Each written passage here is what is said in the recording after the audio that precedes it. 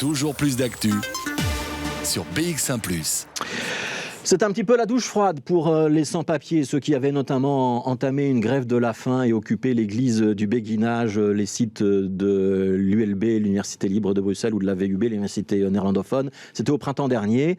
Ce mouvement avait duré presque 2 mois, donc il s'était arrêté au 21 juillet, mais sans obtenir de régularisation collective.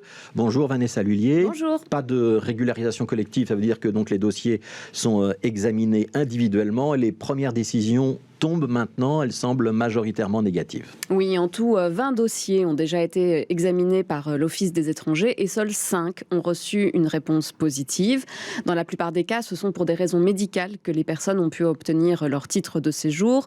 On a pu voir sur les réseaux sociaux, par exemple, que le dossier d'un homme de 29 ans, arrivé à 17 ans légalement en Belgique pour rejoindre ses sœurs et qui travaille aujourd'hui, a été refusé.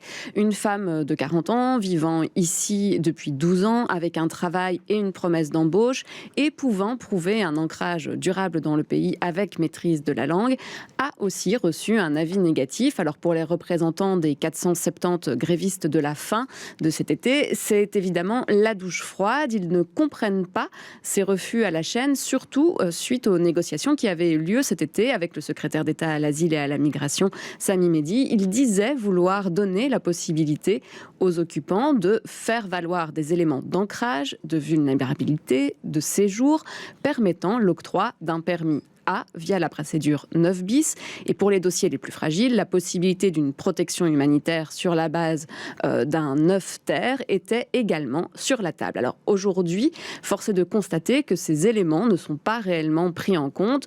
En tout cas, pour Sotieta Ngo, directrice du CIRE, donc l'organe de coordination pour et avec les réfugiés, il faudrait objectiver les décisions de l'Office des étrangers. La situation continue d'être floue, y compris dans les décisions qui sont rendues aujourd'hui, parce que ce sont les personnes directement qui sont convoquées par l'administration communale pour se faire notifier, donc se faire porter à leur connaissance la décision qui est rendue dans leur dossier. Et donc, ça veut dire qu'on dépend de la disponibilité des personnes qui ont dû recommencer à travailler, parce que sinon on ne dit pas d'amour et d'eau fraîche. Et donc, après, une fois que les personnes ont reçu leur décision, il faut qu'elles puissent nous les communiquer. Et donc, c'est compliqué de savoir exactement combien de décisions ont été prises et quelle est leur nature, décisions positives, négatives, et la motivation des décisions. Donc, malheureusement, le flou actuel est caractéristique du flou général qui a entouré l'introduction de ces demandes de séjour, l'appréciation que l'Office des étrangers en fait et la délivrance des décisions. C'est caractéristique de la situation des personnes qui ont fait la grève de la faim. Et c'est malheureusement caractéristique aussi de la situation de l'ensemble des personnes sans papier sur le territoire belge. C'est ce flou artistique. Le jargon parle de pouvoir discrétionnaire. Nous, on considère que c'est quasiment de l'arbitraire. En tout cas, c'est très opaque et très insécurisant pour toutes les personnes concernées, les sans-papiers en premier lieu. Alors cet été, le directeur de l'Office des étrangers avait lui-même dit que le fait d'avoir de la famille en Belgique ou une possibilité de travail était un élément positif pour le dossier. Or aujourd'hui, cela n'est pas pris en compte dans la régularisation.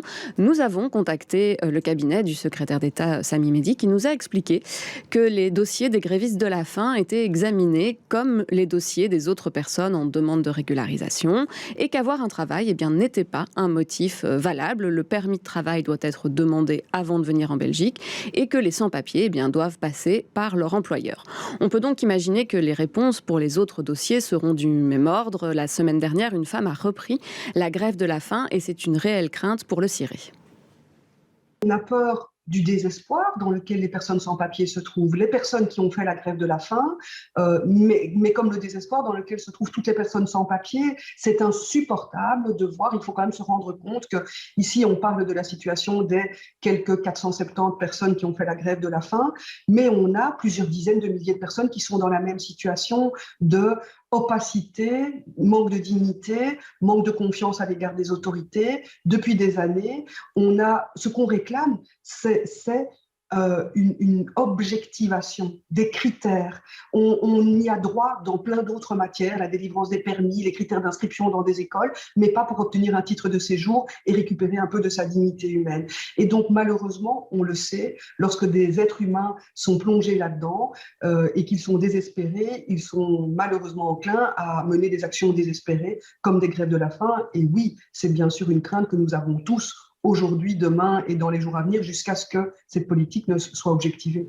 Les représentants des sans-papiers espèrent pouvoir reprendre des négociations aujourd'hui, mais la confiance est en tout cas rompue entre eux et les autorités belges. Merci Vanessa Lullier. Mon petit doigt me dit qu'on va reparler sûrement dans les prochains jours de ce dossier. Vous revenez tout à l'heure à 13h05. Votre invitée sera Nathalie Pierrard, porte-parole de l'aéroport de Bruxelles. On prendra le pouls sur ce week-end de grand départ, un petit peu perturbé par une grève du zèle des policiers.